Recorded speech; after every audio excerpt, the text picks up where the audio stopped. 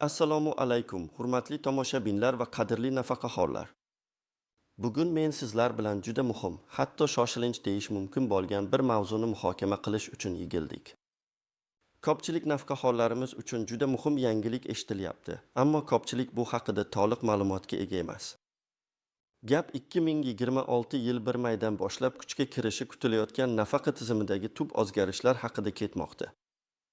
Bu ma'lumot har biringiz uchun hayotiy ahamiyatga ega, chunki u sizning kelajakdagi nafaqa to'lovlariga bevosita ta'sir qiladi. Agar siz ushbu videoni oxirigacha diqqat bilan tinglamasangiz, keyinchalik jiddiy muammolarga duch kelishingiz mumkin. Men bugun barcha savollaringizga javob berishga, sizni to'liq xabardor qilishga harakat qilaman. Shu sababli iltimos, hoziroq kanalimizga obuna bo'ling va ushbu videoga like bosing. Shunda bu muhim ma'lumot imkon qadar ko'proq odamlarga yetib boradi. Muammoning mohiyati ilgari qanday edi va endi nima o'zgaradi? Keling, avval nima o'zgarganini tushunib olaylik. Ko'p yillar davomida nafaqa olish jarayoni ancha sodda edi. Fuqarolar pensiya yoshiga yetgach, tegishli hujjatlarni pensiya jamg'armasiga topshirardi va ularning arizalari ko'rib chiqilgandan so'ng ularga nafaqa tayinlanardi. Keyinchalik odatda hech qanday qo'shimcha harakatlarsiz pensiya har oy bank kartasiga yoki pochta orqali yetkazib berilardi. Bu jarayon nisbatan tushunarli va ko'pchilik uchun qulay edi. Nafaqaxo'rlar, ayniqsa keksa avlod vakillari har oy muntazam ravishda o'z nafaqalarini olishga o'rganib qolishgan va bu borada hech qanday muammo kutishmasdi. Faqatgina ba'zi hollarda, masalan, yashash joyi o'zgarishi yoki bank kartasini yangilash zarur bo'lgandagina qo'shimcha qadamlar talab qilinardi. Ba'zi bir toifadagi nafaqaxo'rlar, masalan, nogironlik nafaqasi oluvchilar, belgilangan muddatlarda tibbiy ko'rikdan o'tib, nogironlik muddatini uzaytirishlari kerak edi. Ammo bu ham muntazam jarayon bo'lib, odat tusiga kirgan edi. Endi esa diqqat qiling, 2026 yil 1 maydan boshlab vaziyat tubdan o'zgaradi. Hukumat nafaqa ta'minoti tizimini modernizatsiya qilish va uni yanada shaffof hamda samarali qilish maqsadida yangi qonun loyihasini qabul qildi. Ushbu yangi tartibga ko'ra, barcha turdagi nafaqaxo'rlar, jumladan yoshga doir, nogironlik va boquvchisini yo'qotganlik uchun nafaqa oluvchilar, endilikda har 2 yilda bir marta majburiy raqamli qayta ro'yxatdan o'tishlari shart bo'ladi. Bu majburiy raqamli verifikatsiya deb ataladi. Uning asosiy maqsadi ma'lumotlar bazasini yangilab turish, nafaqa oluvchining shaxsini tasdiqlash, uning yashash joyi o'zgarmaganligini tekshirish va eng muhimi, nafaqa to'lovlarining haqiqiy va qonuniy egasiga yetib borishini ta'minlashdir. Bu jarayon pensiya jamg'armasining dolzarb ma'lumotlarga ega bo'lishiga yordam beradi. Bu esa noqonuniy nafaqa to'lovlarining oldini oladi va resurslarni samaraliroq taqsimlashga imkon beradi. Aslini olganda, bu nafaqa oluvchilarga qulaylik yaratish va ularning huquqlarini himoya qilishga qaratilgan harakatdir. Chunki ba'zi hollarda shaxsiy ma'lumotlarning eskirishi yoki xatolar tufayli muammolar yuzaga kelishi mumkin edi. Biroq bu o'zgarish nafaqaxo'rlardan yangi ko'nikmalar va faol ishtirokni talab qiladi. Shuning uchun bunga tayyor turish juda muhimdir. Asosiy qism birinchi, nimani bilish kerak, kim xavotir olish kerak va kimga kerak emas. Bu yangi talablar har bir nafaqaxo'r uchun o'ziga xos tarzda ta'sir qiladi. Keling, kimlar bu o'zgarishlarga ko'proq e'tibor berishi kerakligini va kimlar nisbatan xotirjam bo'lishi mumkinligini aniqlashtiramiz. Birinchidan, kimlar xavotir olishi kerak? Asosan, barcha nafaqaxo'rlar bu jarayon haqida xabardor bo'lishi va uni o'tkazishi shart. Ammo ayniqsa quyidagi toifadagi fuqarolar bu masalaga jiddiy yondashishlari kerak. 1. Katta yoshdagi fuqarolar, raqamli texnologiyalardan unchalik foydalana olmaydiganlar. Agar siz smartfon yoki kompyuterda internetdan foydalanishga qiynalsangiz, bu siz uchun eng katta muammo bo'lishi mumkin. Yangi tartib raqamli platformalar orqali ma'lumotlarni yangilashni talab qiladi. 2. Qishloq joylarda yashovchi nafaqaxo'rlar, qishloq joylarda internetga kirish imkoniyatlari cheklangan bo'lishi mumkin. Bu esa ularga raqamli qayta ro'yxatdan o'tishda qiyinchilik tug'diradi. Ba'zan u yerda davlat xizmatlari markazlari ham uzoqda joylashgan bo'lishi mumkin. 3. Nogironlik nafaqasi oluvchilar. Yangi qoidalar nogironlik muddatini tasdiqlovchi tibbiy hujjatlarni raqamlashtirish yoki qayta tasdiqlashni talab qilishi mumkin. Agar sizning nogironlik guruhingiz bo'yicha hujjatlaringiz eskirgan bo'lsa yoki ular qog'oz shaklida bo'lsa, sizga qo'shimcha harakatlar talab qilinadi. Tort. Chet elda yashayotgan nafaqaxo'rlar, agar siz O'zbekiston fuqarosi bo'lsangiz u doimiy ravishda boshqa davlatda yashayotgan bo'lsangiz, bu jarayon murakkablashishi mumkin. Siz shaxsan kelishingiz yoki elchixona konsullik orqali harakat qilishingizga to'g'ri kelishi mumkin. Keling, bir nechta real hayotiy misollarga to'xtalib o'tamiz. Bir misol, Marhamat opa 72 yoshda. U uzoq yillar davomida pedagog bo'lib ishlagan va erta nafaqaga chiqqan. Har oyda bank kartasiga 1.800.000 so'm nafaqa oladi. Marhamat opa kompyuterdan foydalanishni bilmaydi. Smartfonida esa faqat qo'ng'iroq qilish va xabar yuborishni biladi. Uning yagona aloqa kanali bu pochta xodimi. Yangi qoidalar joriy etilgach, Marhamat opa birinchi marta 2026 yilning kuzida majburiy raqamli qayta ro'yxatdan o'tishi kerak bo'ladi.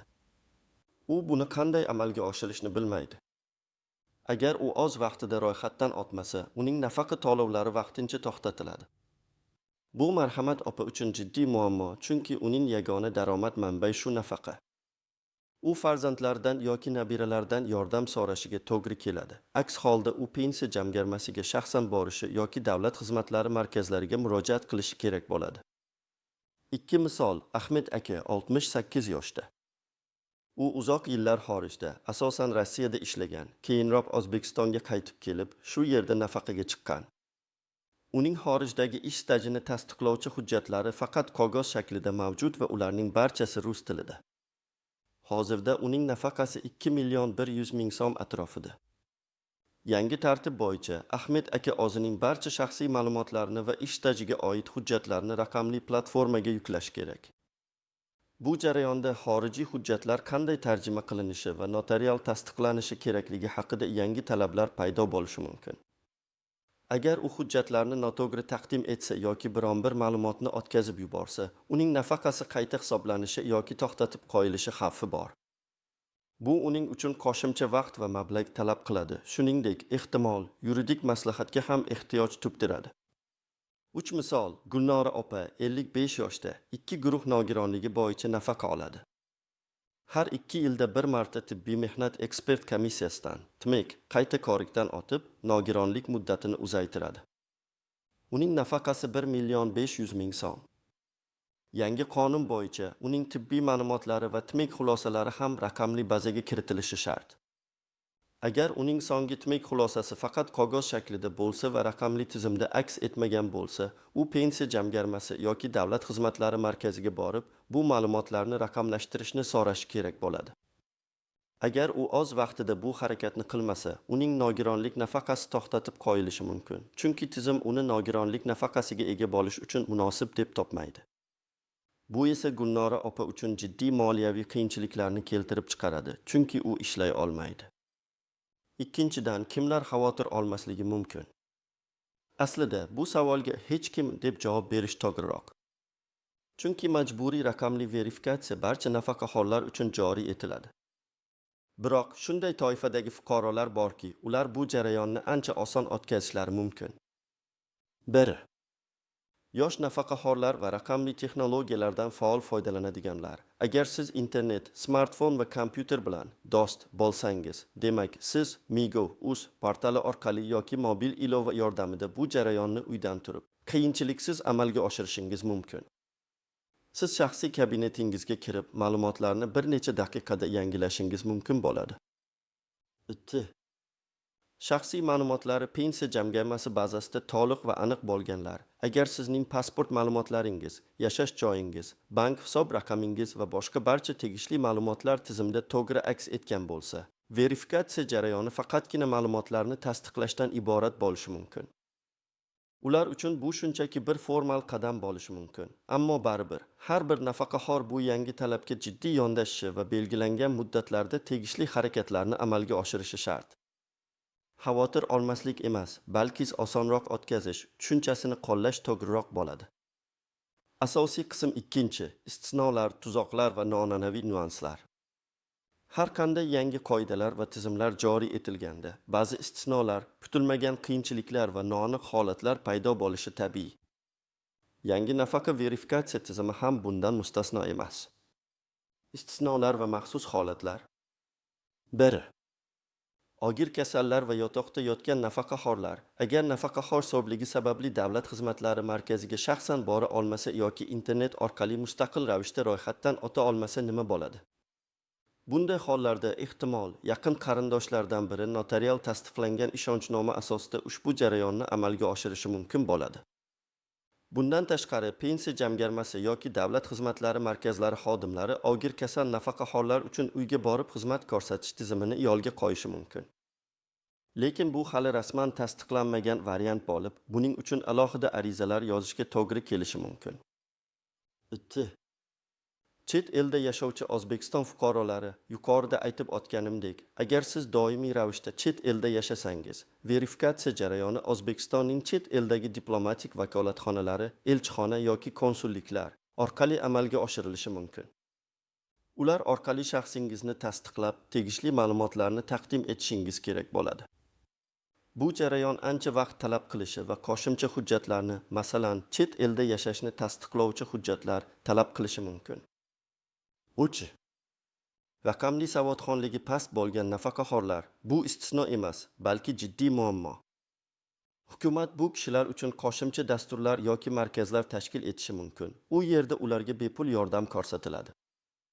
Oilaviy yordam va mahalla faollari yordami ham bu yerda muhim rol o'ynaydi. Tuzoqlar va noan'anaviy nuanslar. 1. Firibgarlik xavfi. Har qanday yangi tizim joriy etilganda firibgarlar faollashadi. Biz pensiya jamg'armasidanmiz. Sizning ma'lumotlaringizni yangilashimiz kerak. Bank kartangiz raqamini ayting kabi qo'ng'iroqlar, simxabarlar yoki hatto uyga kelgan xodimlar paydo bo'lishi mumkin. Ehtiyot bo'ling. Hech qachon shaxsiy ma'lumotlaringizni, ayniqsa bank kartangiz PIN kodini yoki CHIV kodini begona shaxslarga bermang. Rasmiy verifikatsiya faqat davlat xizmatlari markazlari, pensiya jamg'armasining rasmiy bo'limlari yoki Migo, Uz kabi davlat portallari orqali amalga oshiriladi. Shubhali holatlarda doimo rasmiy idoralarga murojaat qiling.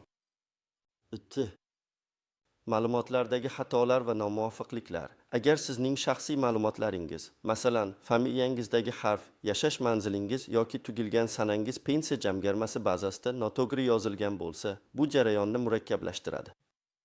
Siz avval bu xatolarni tuzatishingiz kerak bo'ladi. Bu esa qo'shimcha vaqt va hujjatlar talab qiladi. Shuning uchun hozirdan o'z ma'lumotlaringizni tekshirib qo'yish juda muhim. Texnik nosozliklar, raqamli tizimlar ba'zan texnik nosozliklarga uchraydi. Internet ulanishdagi uzilishlar, serverlardagi yuklanishlar yoki saytdagi xatolar verifikatsiya jarayonini kechiktirishi mumkin. Bunday hollarda sabrli bo'lish va bir necha kundan keyin qayta urinish yoki davlat xizmatlari markaziga murojaat qilish tavsiya etiladi. 4.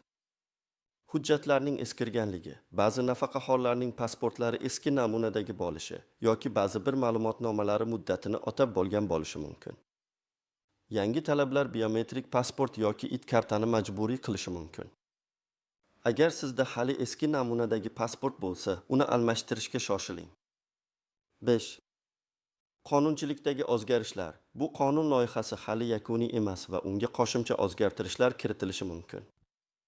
Shuning uchun doim rasmiy manbalardan yangiliklarni kuzatib borish lozim. Pensiya jamg'armasi veb-sayti, Adliya vazirligi e'lonlari va ishonchli yangiliklar portallariga e'tibor qaratish kerak.